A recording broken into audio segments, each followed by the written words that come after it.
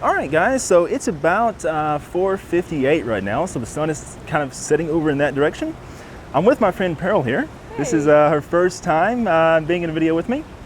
The sun is setting nicely. We're here at the old State House in Little Rock.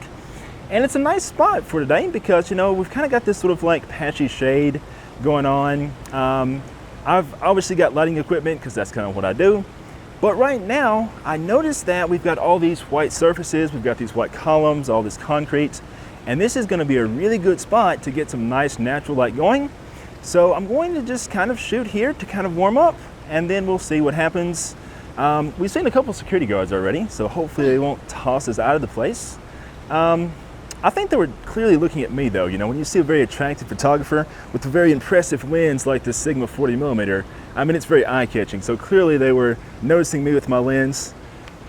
No, just kidding. They were not noticing me at all. They were noticing Pearl, obviously. But anyways, we're gonna shoot here before the security guards come and pitch us out of this place.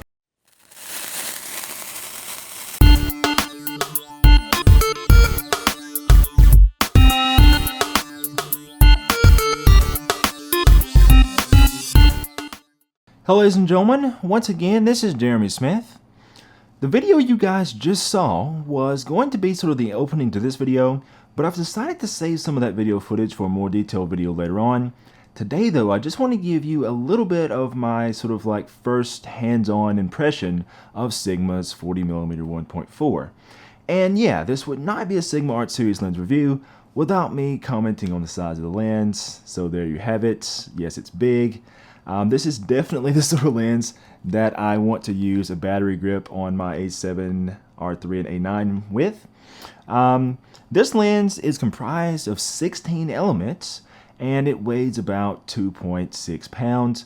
This is about a pound heavier than Sigma's 35-1.4 and 50-1.4, and it's also 3 elements more. So this lens is quite an upgrade or a downgrade depending on how you look at it in terms of size and weight.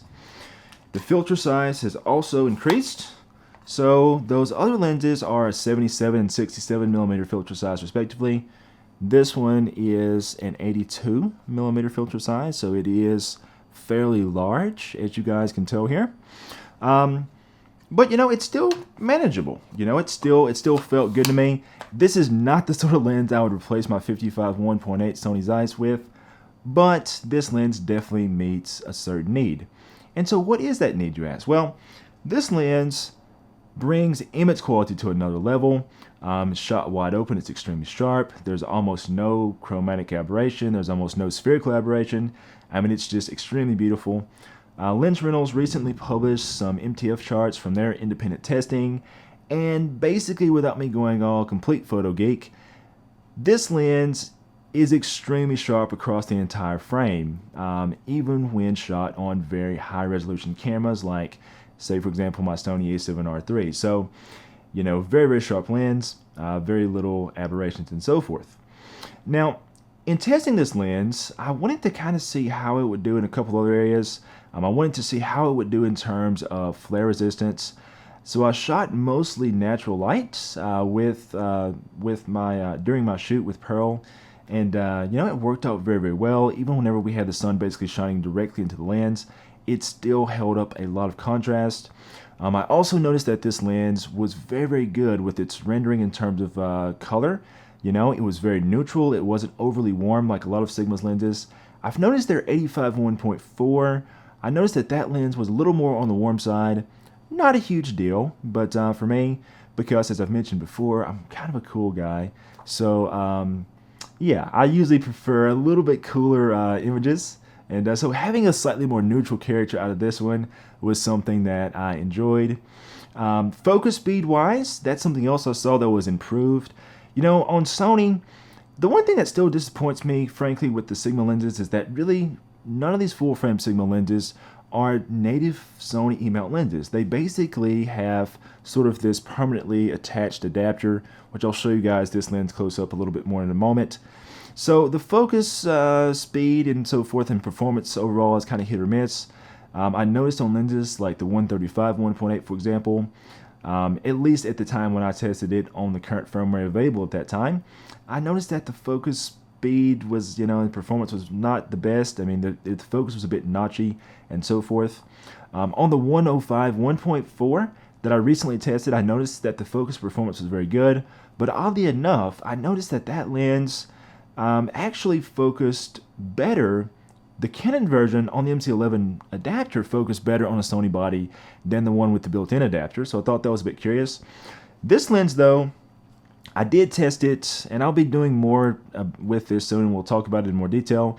But long story short, the focus performance on this lens was much, much better than those other lenses, so it's not nearly as notching. It's not the fastest focus performance. The lens was more like my 85 1.4 G Master. Because of all the heavy elements, it didn't focus as fast, but the performance was very good. So anyways, I'll show you guys in a future video more details. For now though, let's go ahead and take a close-up look at this lens. Taking a closer look at the Sigma 40mm 1.4, the first question I had for Sigma was why 40mm? But apparently a lot of their cinematography customers have been asking for a 40mm lens. Unknown to me, a lot of cinematographers actually find 40mm to be sort of a Goldilocks setting between 50 and 35. And as nuts as that sounded to me initially, after trying this lens, I actually have to agree with them. It felt like a very, very nice sort of range, because for me, a lot of times 50mm is just not quite wide enough, but 35 ends up being sort of too wide. So yeah, I mean, all in all, I really, really liked this focal length. If we take a closer look at the lens here, you guys will see, of course, it is large. I mean, I'm not going to make a big deal about that again. I mean, we know that it's going to be fairly large in size. If you look at the side of this lens, there's really not a lot happening here. We have our autofocus and manual focus switch. There is no stabilization built into this lens. However, since I'm using this on a Sony body, having the stabilization in my Sony bodies makes a big difference. Because then I'm not having to, not having to do without stabilization. The hood on this lens also was something that I found to be fairly impressive. You can see there's a nice little button here, and it comes off pretty easily. No fiddling around to get it on and off. There's some screws in there. If you ever break this, you could probably repair it if you're a DIY type.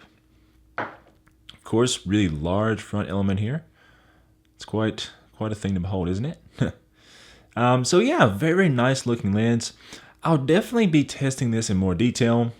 There are the fingerprints. So yeah, if you're OCD, you pretty much have to just keep your cloth handy. So yeah, but it's all part of things. The lens does look quite nice.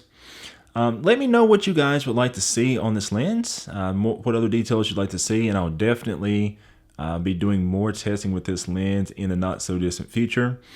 This lens is not going to replace my Sony 55mm 1.8, because yeah, you guys can see that lens is absolutely tiny by comparison, but this lens right here is very good for its size and weight. But the Sigma brings the image quality up to the next level.